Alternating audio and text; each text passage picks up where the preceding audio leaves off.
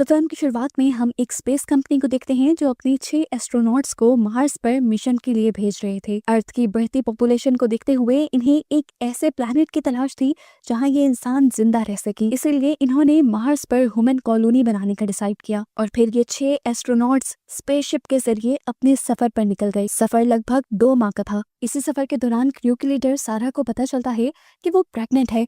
ये बात वो अपने क्रू को बताने से पहले अर्थ पर अपने सीनियर और मिशन इंचार्ज शेफर्ड को बताती है। इस खबर को सुनकर शेफर्ड के साथ इस मिशन से जुड़े सब लोग परेशान हो गए। उन्होंने ये खबर पब्लिक ना करने का फैसला किया और उनको उनका मिशन कंटिन्यू रखने को कहा, क्योंकि इस मिशन पर बहुत खर्चा आया था। खैर, दिखाया जाता है कि चंद माह बाद ये लोग मार्स पर भी पहुंच गए, जहां मार्स की जमीन पर ही सारा ने एक बेटे को जन्म दिया। ऑपरेशन तो सक्सेसफुल हुआ, पर यहाँ ग्रेविटी के कम होने और एटमॉस्फेयर के चेंज होने की वजह से सारा की तबीयत बिगड़ने लगी, यहाँ तक कि कुछ ही देर में उसकी मौत भी हो गई। सारा के बेटे के मेडिकल रिपोर्ट्स को अर्थ पर भेजा गया और बहुत सारे डॉक्टर्स ने उनके ऊपर रिसर्च की, जिसके बाद शेफर्ड और उसकी टीम को पता चला कि वो बच्चा जमीन पर पैदा ना होने की वजह से नॉर्मल नहीं था। मार्स की ग्रेविटी जमीन से काफी चेंज थी, जिसका असर उस बच्चे पे हुआ। उसकी बोन्स और उसका दिल आम इंसान से काफी मुख्तलिफ थे। अगर इस बच्चे को जिंदा रखना था तो उसे मार्स पर ही रखना होगा, ऐसा कहना था डॉक्टर्स का।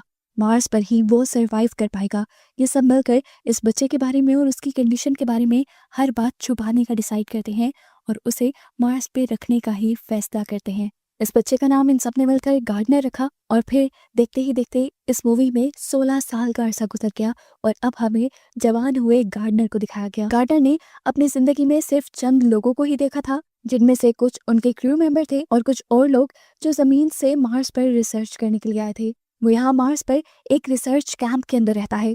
उसे अपनी मॉम और अपने डैड के बारे में नहीं पता, लेकिन वो एक बहुत ही ज़हीन बच्चा है। उसे अपने मॉम के बारे में जानने की काफ़ी क्यूरियोसिटी होने लगी थी। एक दिन उसे लॉकर में अपनी मॉम के नाम का एक लॉकर मिल गया, जिसे उसने हैक करके खोल लिया। इस लॉकर में से उसे एक अंगूठी और एक पेन ड्राइव मिली, जिस अंगूठी को उसने उठाकर पहन लिया और पेन ड्राइव को देखने लगा। इस पेन ड्राइव में एक वीडियो थी जिसमें उसकी मॉम एक आदमी के साथ थी और बहुत ज़्यादा एंजॉय कर रही थी। उसे लगा यही उसके डैड होंगे, इसलिए उसने उनका एक स्क्रीनशॉट लिया और पिक्चर अपने पास सेव कर ली। इसके अलावा भी गार्डनर को इंसानों से बात करने का, उनके बारे में जानने का काफ़ी शौक था, काफ़ी क्यूरियोसिटी थी। वो अर्थ के लोगों से कांटेक्ट करने की कोशिश करता रहता था और ऐसे एक दिन उसने तुलसा नाम की एक लड़की से कांटेक्ट कर लिया। ये लोग काफ़ी बातें करते हैं और अच्छे दोस्त बन जाते हैं। तुलसा गार्डनर को बताती है कि मैं अपनी लाइफ अपनी मर्जी से जीना चाहती हूँ। ये उसका सबसे बड़ा ड्रीम था। उसके इस मैसेज पर गार्डनर जवाब देता है, हाँ मैं भी यही चाहता हूँ। वो लड़की से पूछती है, तुम तो एक लड़के हो, तुम्हें कौन रोकता है? तो गार्डनर ने उसे बताया कि मेरी बोन्स बहुत ज़्यादा वीक हैं, जिसकी वजह से मैं घर से बाहर नहीं रह पाता और मैं एक पेंट हाउस में रहता हूँ। खैर, तुलसा से बात करने के बाद वो बाहर निकल जाता है। अपना टाइम पास करने के लिए मार्स की ज़मीन पर वो अपनी व्हीकल चला रहा था, जिसकी स्पीड बहुत ज़्यादा तेज थी। इसी वजह से उसका एक्सीडेंट हो गया और इस एक्सीडेंट में उसका ऑक्सीजन पाइप डैमेज हो गया। सांस ना लेने की वजह से वो मरने ही वाला था, लेकिन ठीक वक्त पर यहाँ पर केंड्रा आ गई। केंड्रा सारा की बहुत अच्छी दोस्त थी और उनकी क्रू मेंबर भी थी और उसी ने गार्डनर को अपने बेटे की तरह पाला था। वो गार्डनर को अपना ऑक्सीजन पाइप देते हुए जल्दी से फैसिलिटी के अंदर ले जाती है और फिर उसे प्यार से डांटती भी है कि तुम अपना ख्याल क्यों नहीं रखते, तुम जानते तो हो कि मैं तुमसे कितना प्यार करती हूँ। इन बातों से गार्डनर भी इमोशनल हो चुका था। इसी दौरान केंड्रा की नजर उसके डेस्क पर मौजूद एक पिक्चर पर पड़ जाती है, जो सारा की पिक्चर थी, जिसे देखकर वो समझ गई कि गार्डनर अपने पास्ट के बारे में जानना चाह रहा है। इसीलिए वो अपने सीनियर मिशन इंचार्ज शेफर्ड से कहती है कि उसे परमिशन दी जाए कि वो गार्डनर को अर्थ पर ला सके। लेकिन पहली बार में शेफर्ड मना कर देता है, क्योंकि गार्डनर अर्थ पर सरवाइव ही नहीं कर सकता। लेकिन फिर जब कैंडर बहुत ज्यादा जोर देने लगी, तब शेफर्ड ने उसे परमिशन तो दे दी, लेकिन इस परमिशन के बावजूद भी एक बहुत बड़े प्रोसीजर के बाद ही गार्डनर यहाँ आ सकता था। उसकी पूरी बॉडी की सर्जरी होनी थी, जो सर्जरी उसे अर्थ पे रहने के लिए तैयार कर दी। परमिशन मिलने के बाद गार्डनर की सर्जरी होती है और सर्जरी के 2 माह बाद तक गार्डनर की फिजिकल हेल्थ को मेंटेन किया जाता है, ताकि वो अर्थ पर सरवाइव कर पाए। जब अर्थ पर जाने के दिन करीब आ जाते हैं, तो गार्डनर तुलसा को बताता है कि वो जल्द ही उससे मिलने के लिए आ रहा है और इसके बाद हमें गार्डनर को एक स्पेसशिप में दिखाया जाता है, जहां अब उसने अपना अर्थ के लिए सफर शुरू कर दिया था। केंड्रा भी इस सफर में उसके साथ थी, जैसे ही वो अर्थ पर लैंड करता है उसे एक फैसिलिटी में एडमिट कर दिया जाता है और यहाँ पर उसकी बॉडी के साथ कई ट्रीटमेंट शुरू कर दिए जाते हैं ताकि ये पता चलाया जा सके कि गार्डनर अर्थ पर अभी भी रहने के लायक हुआ है कि नहीं। और गार्डनर इस हेस्ट में फेल हो जाता है। जैसे ही साइंटिस्ट को ये पता चला कि वो यहाँ रहने के काबिल नहीं है तो उसे दोबारा मार्स पर भेजने की तैयारी शुरू कर दी जाती है। और ये सच्चाई जैसे ही गार्डनर को पता चलती है तो वो फौरन इस फैसिलिटी से भागने का फैसला करता है क्योंकि वो यहाँ अपने डैड को ढूंढने के लिए आया था। उनसे मिले बगैर जाने का उसका कोई इरादा नहीं था। वो जैसे ही बाहर निकला तो उसकी खुशी का ठिकाना ही नहीं रहा। बिना ऑक्सीजन मास्क के वो यहाँ पर सांस ले सकता था खुले आसमान के नीचे। वो खुले आसमान को एंजॉय कर सकता था। ये देखकर वो बहुत ज्यादा खुश हुआ। अर्थ की ग्रेविटी के ऊपर चलते हुए उसे बहुत मजा आ रहा था। इसी दौरान बारिश भी शुरू हो जाती है और गार्डनर पहली मर्तबा बारिश को एंजॉय करता है। यहाँ फैसिलिटी में जब सबको पता चलता है कि गार्डनर फैसिलिटी से भाग चुका है तो वहाँ पे भगदड़ शुरू हो जाती है। सभी गार्डनर को ढूंढने में मसरूफ हो जाते हैं। कैंडर खुद भी शेफर्ड के साथ गार्डनर को ढूंढने के लिए निकली थी। वो उसके टैब से चेक करती है कि दुनिया पर गार्डनर तुलसा नाम की एक लड़की से बात करता था। ये लोग अब उसे ट्रैक करना शुरू कर देते हैं क्योंकि जानते थे कि गार्डनर उसी के पास जाएगा। और हम सच में अब गार्डनर को देखते हैं जो तुलसा से मिलने के लिए उसके कॉलेज पहुंच चुका था। वो तुलसा को देखकर पहचान लेता है और उसे अपने आप से इंट्रोड्यूस करवाता है, लेकिन तुलसा उसे पहचानने से मना कर देती है। असल में वो उससे गुस्सा थी क्योंकि पिछले 7 महीनों से उसने तुलसा से कोई कांटेक्ट नहीं किया था, क्योंकि पिछले 7 महीनों से वो जमीन पर आकर इस फैसिलिटी के अंदर बंद हो चुका था। वो जब उसे ये एक्सप्लेन करने की कोशिश करता है तो तुलसा उसे थप्पड़ मारकर चली जाती है और वो भी तुलसा के पीछे पीछे उसके क्लासरूम में आ जाता है। इसी क्लास में टीचर इन सब बच्चों से कोई सवाल पूछते हैं। तुलसा उसका जवाब देती है लेकिन गलत देती है। तभी गार्डनर उस आंसर का सही जवाब देने के साथ साथ उसके साथ जुड़ी बहुत सारी इंफॉर्मेशन भी इन सबसे शेयर करता है, जिसकी वजह से सभी बच्चे यहाँ तक कि टीचर्स भी उससे इम्प्रेस हो जाते हैं और सभी उसके लिए क्लैपिंग करते हैं। ये उसके लिए पहली मर्तबा हो रहा था, इसलिए उसे बहुत अच्छा लगा। क्लास के बाद वो तुलसा से दोबारा मिला और तुलसा ने सवाल किया, तुम थे कहाँ और आए कहाँ से हो? गार्डनर ने बिना झूठ बोले उसे बता दिया कि मैं मार्स से आया हूँ, लेकिन तुलसा को उसकी बात पे यकीन नहीं आया। वो दोबारा तुलसा के पीछे भागा और उसे बताने की कोशिश की कि जब मैं पैदा हुआ तब मेरी मॉम मर गई थी और मैं इतनी दूर मार्स से यहाँ पर सिर्फ अपने डैड को ढूंढने के लिए आया हूँ। वो उसे एक पिक्चर दिखाता है जिसमें उसकी मॉम के साथ एक आदमी था। वो तुलसा से कहता है, मैं यहाँ पे नया आया हूँ और किसी को भी नहीं जानता, प्लीज मेरी हेल्प करो। अब तुलसा उसकी हेल्प करने के लिए राजी हो जाती है। ये लोग उसके डैड को ढूंढने के लिए निकलना चाहते थे, लेकिन उससे पहले तुलसा अपने बाइक पे बिठाकर गार्डनर को अपने घर ले गई, जहाँ से इन्होंने कुछ जरूरी सामान और पैसे लिए। इससे पहले कि ये घर से बाहर निकल पाते, यहाँ तुलसा के घर को ट्रैक करते हुए कैंडर और शेफर्ड पहुंच गए, जहाँ कैंडर ने दूर से ही गार्डनर को आवाज लगाई और कहा कि वहाँ मत जाना, तुम यहाँ पे सरवाइव नहीं कर सकते, तुम बीमार पड़ जाओगे, मर जाओगे, हमारे पास वापस आ जाओ। गार्डनर उसके साथ नहीं जाना चाहता था। उसने कैंडर से साफ कह दिया कि मैं यहाँ अपने डैड को ढूंढने आया हूँ और उन्हें ढूंढ के ही रहूंगा।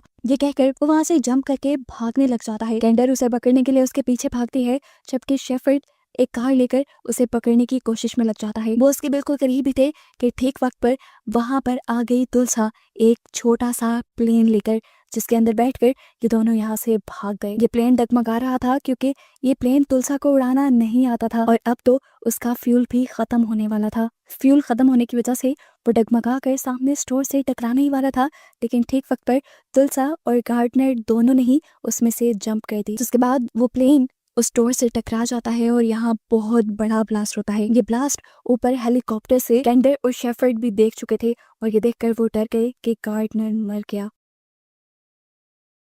लेकिन जब इन लोगों ने यहाँ पर लैंड किया और देखा तो इन्हें पता चला कि गार्डनर तो यहाँ पे था ही नहीं, वो पहले ही उस प्लेन से जंप कर चुका था। कुछ देर बाद हमें गार्डनर और तुलसा को दिखाया जाता है जो एक कार को रेंट पे लेकर यहाँ से भाग चुके थे। रास्ते में गार्डनर को एक हॉर्स राइडर दिखाई देता है। इस इंसान का अजीब हुलिया और इतना बड़ा हॉर्स देखकर वो डर गया। तुलसा को भी अजीब लगा कि गार्डनर एक घोड़े से डर रहा था। असल में उसने मार्स में ऐसी कोई क्रिएचर या जानवर नहीं देखे थे। उसको गार्डनर के ये सारे बिहेवियर अभी तक अजीब इसलिए लग रहे थे क्योंकि वो इस बात पे यकीन नहीं कर पाई थी कि गार्डनर असल में मार्स से आया है। खैर अभी मसला ये था कि ये लोग गार्डनर के डैड को ढूंढने के लिए निकले थे, लेकिन गार्डनर के डैड उन्हें मिलते कैसे? इनके पास कोई एड्रेस भी नहीं था, सिर्फ एक पिक्चर थी और गार्डनर के पास एक स्पेशल सी रिंग थी। ये लोग इस रिंग के बारे में सर्च करते हैं तो इन्हें पता चलता है कि ये खास किस्म की वेडिंग रिंग है जिसे एक ही इंसान इस दुनिया में बनाता है। ये लोग उस इंसान के पास जाने का डिसाइड करते हैं ताकि वो इससे इसके बनाने वाले का पूछ सकें। यहाँ अभी भी केंड्रा और शेफर्ड गार्डनर को ढूंढने की कोशिश कर रहे थे, लेकिन गार्डनर उन्हें कहीं नहीं मिल रहा था। तभी केंड्रा को एक साइंटिस्ट की कॉल आती है और उसे बताया जाता है कि गार्डनर की ब्लड रिपोर्ट बिल्कुल भी अच्छी नहीं आई। अगर वो इस एटमॉस्फेयर में ज्यादा देर रहा तो मारा जाएगा। ये सुनकर वो और भी ज्यादा पैनिक कर गई। पैनिक हालत में शेफर्ड और केंडर दोनों ही दोबारा उसे ढूंढने के लिए निकल जाते हैं। सीन कट होकर अब हमें तुलसा और गार्डनर को दिखाया जाता है, जो एक दूसरे के साथ काफी खुश थे। गार्डनर तो कुछ ज्यादा ही, क्योंकि वो पहली मर्तबा अपनी किसी हम उम्र से मिला था। ये लोग शॉपिंग करते हैं, अपने कपड़े खरीदते हैं और टेंट लगाने का कुछ सामान भी। जिसके बाद वो उस आदमी के पास पहुंच जाते हैं जिसने गार्डनर की मॉम की रिंग डिजाइन की थी। यह आदमी उनकी मदद करने के लिए मान जाता है और उन्हें इस रिंग का बिल दे देता है, जिसके ऊपर उस आदमी का एड्रेस लिखा था जिसने ये रिंग बनवाई थी। इस एड्रेस को मिलने के बाद ये लोग बहुत ज्यादा खुश भी थे और एक्साइटेड भी। ये लोग इसी एड्रेस पे जाने का फैसला कर लेते हैं, लेकिन उससे पहले आज रात ये लोग इसी शहर में मजे करने का फैसला करते हैं। लेकिन जैसा हमें पहले पता है कि गार्डनर तो इस एनवायरनमेंट में सरवाइव कर ही नहीं सकता। कुछ ही देर में उसकी हालत खराब होने लगी, उसकी नाक से खून बहने लगा और वो चकरा कर वहीं पर गिर गया। उसकी ऐसी हालत को देखकर तुलसा उसे एक हॉस्पिटल में ले आई। डॉक्टर्स को भी उसकी कंडीशन समझ नहीं आई और डॉक्टर्स उसका टेस्ट करने लग गए। उसके MRI और एक्सरे रिपोर्ट्स में डॉक्टर को बहुत ही अजीब चीजें पता चली। उन्होंने तुलसा को बताया कि गार्डनर की कोई भी हड्डी एक नॉर्मल इंसान जैसी नहीं है, साथ ही उसका दिल भी एक आम इंसान से कई गुना बड़ा है। रिपोर्ट सामने आते ही तुलसा भी समझ गई कि गार्डनर ने उसे जो कुछ भी बताया था वो सच था। वो सच में मार्स से आया था और मार्स पर ही पैदा हुआ था। तुलसा अब उसके पास ही थी।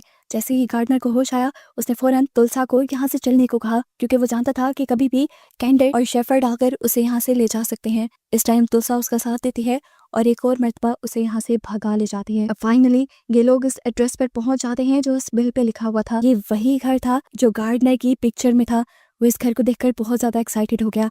घर के अंदर गया तो वहां पर इन्हें एक आदमी दिख भी गया जिसे गार्डनर ने अपना डैड समझा। गार्डनर ने उसे एक पिक्चर दिखाई और बोले, ये मेरी मॉम है जो मुझे जन्म देते हुए मर गई थी और मैं आज सिर्फ आपसे मिलने के लिए आया हूँ। उसकी बातें सुनकर इस आदमी ने कहा, क्या बकवास कर रहे हो, सैरा की डेथ एक एक्सीडेंट में हुई थी। जिस पर गार्डनर ने उसे कहा, नहीं वो सब झूठ था, सच्चाई सब लोगों से छुपाई गई है। उसकी ये बातें सुनकर इस आदमी को लगता है कि गार्डनर उसे बेवकूफ बना रहा है, इसीलिए वो पुलिस को कॉल करने लगता है। तो तुलसा गुस्से में उसका फोन पकड़कर काट देती है और उसे बताती है कि इस प्लेनेट पर वो सिर्फ तुमसे मिलने के लिए आया है। इस प्लेनेट पर वो किसी को नहीं जानता और तुम ही उसके साथ ऐसा कर रहे हो। वो आदमी भी अब गुस्से में तुलसा को बताता है, क्योंकि ये लड़का जो कुछ कह रहा है वो सच नहीं है। मैं इसका डैड नहीं हूँ, बल्कि मैं इसका अंकल हूँ, मैं सैरा का भाई हूँ। ये सुनकर तुलसा टूट गई, उसकी सारी मेहनत जैसे बिखर गई। उसे लगा कि ये बात सुनकर गार्डनर भी शॉक में आया होगा, लेकिन जैसे ही उसने पीछे मुड़कर देखा तो गार्डनर वहां नहीं था।